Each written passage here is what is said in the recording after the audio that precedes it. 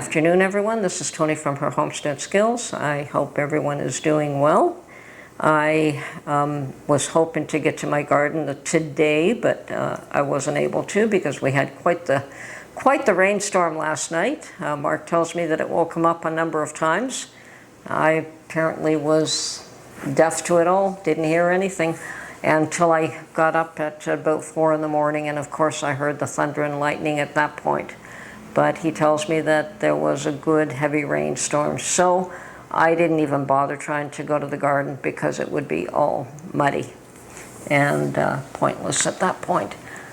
But I was there yesterday. I was there trying to harvest some raspberries, and I was extremely disappointed that for some reason, I don't know if it's because of all the rain that we've been getting, and we have been getting a lot of rain. I either have raspberries that are immature or overly ripe. There just seem to be so few of them that are properly ripe. They're either going from not ripe to overly ripe immediately. And when they're overly ripe, they just don't taste good anymore. So I'm very disappointed with my raspberries. And the odd thing is I do have a couple of raspberry bushes off to the side, not in that huge patch that I put out the back. And the berries on there were perfect and they were beautiful. But there was only like 5 or 6 berries there. It's just like 1 or 2 canes. It wasn't even a big patch. And perhaps it's just all the rain. Perhaps that patch was just overcrowded. Although I don't think that the overcrowding should have caused an issue. I think more than anything else, it was a combination of overcrowding and way too much rain. And that spoiled that crop this year. So no raspberries unless I go and pick some. And I may go to a U-Picket farm and pick some strawberries and some raspberries. And I'm going to have to do that very soon if I intend to do that, because this is the time of year that it would be ready. So I'll have to just pick a day that is nice. Not a day that is going to be muddy at the farms. As usual, you get some disappointments and you get some things that are doing very well. So my raspberries and my potatoes are a big disappointment this year. And of course my spinach did not come up. And if it did, I think something else got them before they had a chance to develop. So I will be replanting my spinach when the weather cools a bit. And I have planted some bush beans where the potatoes didn't come up, or where they were decimated by potato bugs. So I should have some beans there. Now, I did plant beans. Unfortunately, I planted them close to the garlic, and although they've come up, they're only about this big. Apparently, you don't plant garlic and beans together, or close together, because garlic will stunt the growth of beans. So learn something new every year. This year, I will be buying a lot of produce to put up for the season. I'll definitely be buying peas, corn. I can't grow corn there. It's too small a plot, and the birds will get it before I do. I've tried 3 times now, and it just doesn't work on that plot. There's just too many birds there. Now, Mark did save me, $500 and up fixing that mixer for me.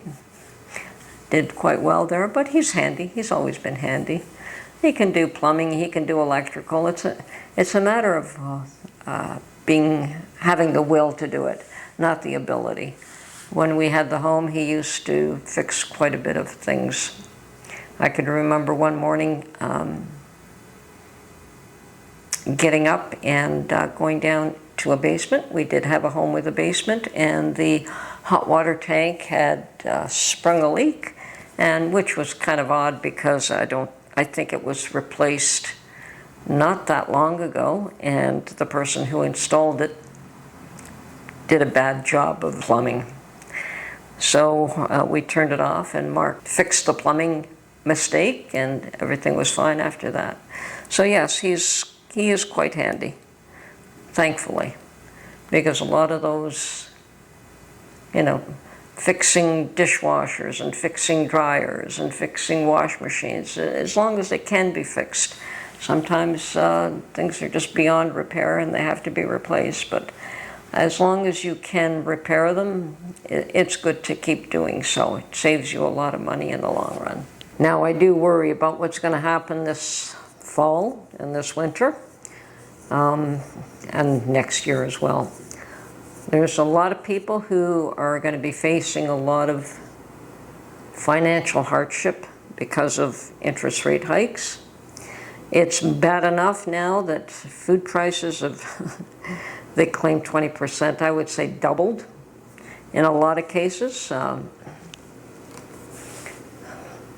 know I'm paying double, but perhaps it's because I always bought everything on sale when I could. And sale prices, even today, sale prices are what used to be full price before.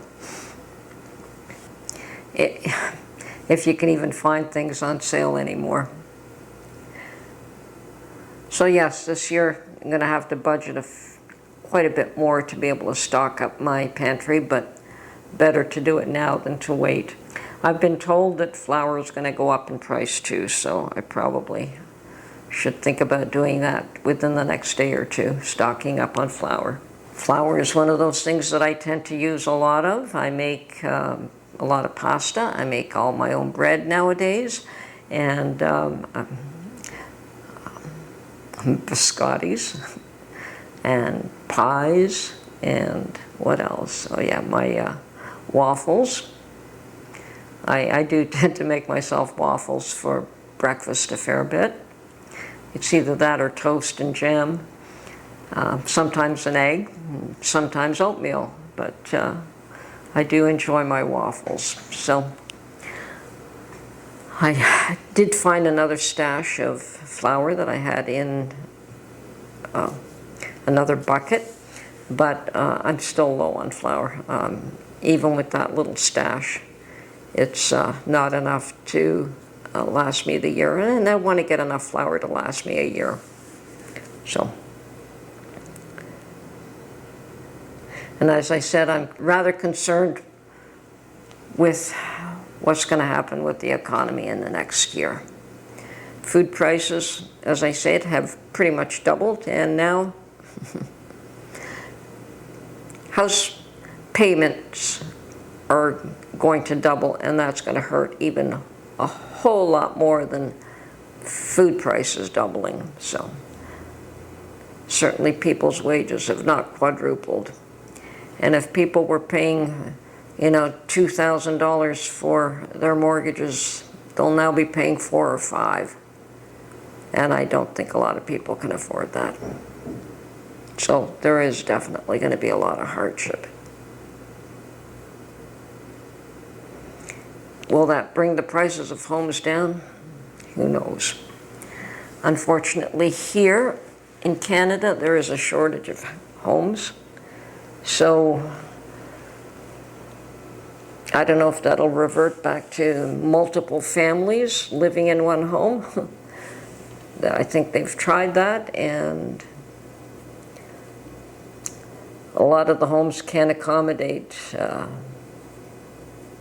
multiple families, but it was done in the past, and they may have to revert to that again just to be able to afford them. Anyway, I still think it's going to be a very tough go for a lot of people, and people are not really feeling it and don't see it yet.